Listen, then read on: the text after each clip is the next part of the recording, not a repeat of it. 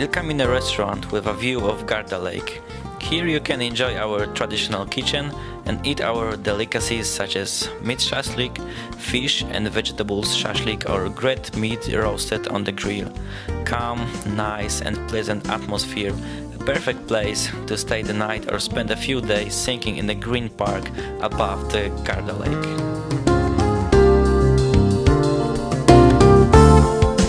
Restauracja Il Camino z widokiem na jezioro Garda.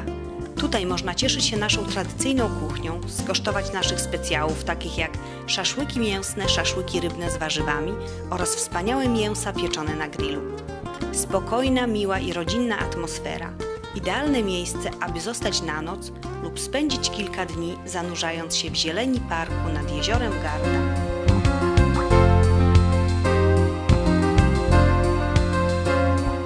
Il Camino Restaurant mit dem Blick auf den Gardasee.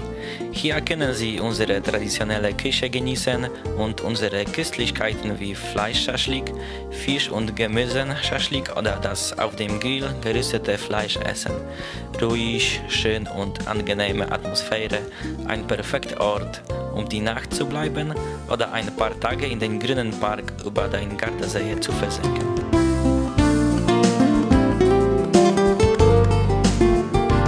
Ristorante Il Camino affacciato sul lago di Garda.